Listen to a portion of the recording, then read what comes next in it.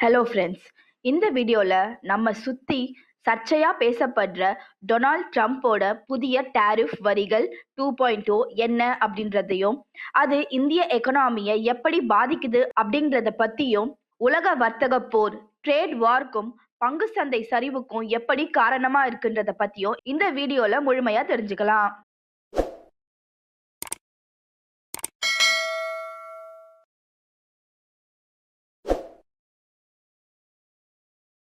Donald Trump tariff 2.0 இந்தியாவுக்கு ஆபத்தா இல்லனா ஒரு வாய்ப்பா?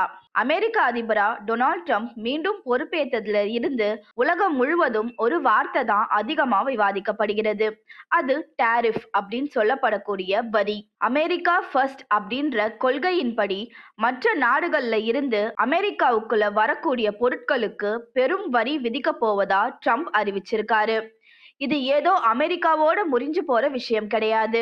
இது உங்க பாக்கெட்ல இருக்கிற பணம் முதல் இந்திய பங்குச்சந்தை வரைக்கும் அனைத்தையும் பாதிக்கக்கூடியது. அது என்ன வரி? இந்தியா இதனால எப்படி பாதிக்கப்படும்? முதல்ல டாரிஃப் அப்படின்னா என்ன? ட்ரம்போட திட்டம் என்னன்றத பார்க்கலாம். முதல்ல டாரிஃப் அப்படின்னா எளிமையா ஒரு நாடு தன்னோட எல்லைக்குள்ள நுழையும் வெளிநாட்டு பொருட்கள் மீது விதிக்கும் வரி தான் இது. ட்ரம்ப் என்ன சொல்றாருன்னா, அமெரிக்காவுல உற்பத்தியை பெருக்க வேண்டும், அதற்காக வெளிநாட்டு பொருட்கள் விலை அதிகமா இருக்க வேண்டும். சைனா போன்ற நாடுகளுக்கு 60% வரைக்கும் வரியும், இந்தியா உள்ளிட்ட பிற நாடுகளுக்கு 10 முதல் 20% வரைக்கும் பொதுவான வரியும் விதிக்க அவர் திட்டமிட்டிருக்காரு. குறிப்பா இந்தியா போன்ற நாடுகள் அமெரிக்க பொருட்கள் மீது அதிக வரி விதிக்கப்படுவதாக குற்றம் சாட்டும் ட்ரம்ப், அதற்கு பதிலடியாக ரெசிப்ரோக்கல் டாக்ஸ் எனப்படும் பதிலடி வரி முறைய அமல்படுத்த பார்க்கறாரு. ஆனா இதுல ஒரு நன்மையும் இருக்கு. சைனா மீது ட்ரம்ப் கடும் வரி விதிச்சா அமெரிக்க நிறுவனங்கள் சைனாவை விட்டு வெளியேறி இந்தியாவிற்கு வர வாய்ப்பு இருக்கு. இத சைனா +1 உக்தி என்பார்கள். இத இந்தியா சரியாக பயன்படுத்தினா உற்பத்தி துறையில நம்ம வளர முடியும். சுருக்கமா சொல்லணும்னா, ட்ரம்போட இந்த வரி கொள்கை குறுகிய காலத்தில் இந்தியாவிற்கும் உலகிற்கும் ஒரு சவால் தான். ஆனா நீண்ட காலத்துல அமெரிக்கா சைனாவை தவிர்க்க நினைப்பது இந்தியாவிற்கு ஒரு மிகப்பெரிய ஜாக்பாட்டா மாறவும் வாய்ப்பிருக்கு. இந்திய அரசாங்கம் இதை எப்படி எதிர்கொள்ள போகிறாங்க அப்படின்றத பொறுத்து தான் நம்மளோட பொருளாதாரத்தோட எதிர்காலம் அமையும்.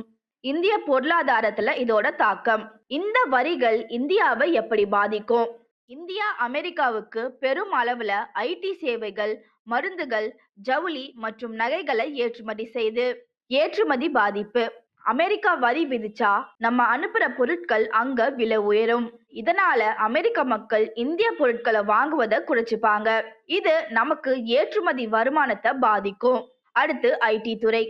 இந்திய ஐடி நிறுவனங்களுக்கு அமெரிக்கா தான் மிகப்பெரிய சந்தை. அங்கு வரி விதிப்புகள் மற்றும் விசா கட்டுப்பாடுகள் அதிகமாச்சுன்னா டிசிஎஸ், இன்ஃபோசிஸ் போன்ற நிறுவனங்கள்ல லாபம் குறைய வாய்ப்பு இருக்கு. உலக வர்த்தக போர் மற்றும் பங்கு சந்தை சரிவு. ஏன் இப்போ பங்கு சந்தை சரிஞ்சு கொண்டிருக்கு? வர்த்தக போர் ட்ரேட் வார் என்பது ஒரு நாடு வரி விதிச்சா அதற்கு பதிலடியா பாதிக்கப்படும் நாடு வரி விதிப்பதுதான். சைனா ஏற்கனவே பதிலடி கொடுக்க தயாராகிடுச்சு.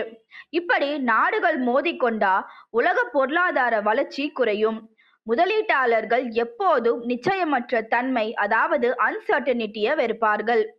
ட்ரம்போட அதிரடி அறிவிப்புகளால உலகளவிய சப்ளை செயின் பாதிக்கப்படும் அப்படின்ற பயத்துல முதலீட்டாளர்கள் பங்குகளை வித்துட்டு பணத்தை பாதுகாப்பா தங்கத்திலேயோ அல்லது அமெரிக்க டாலரிலேயோ முதலீடு செய்றாங்க.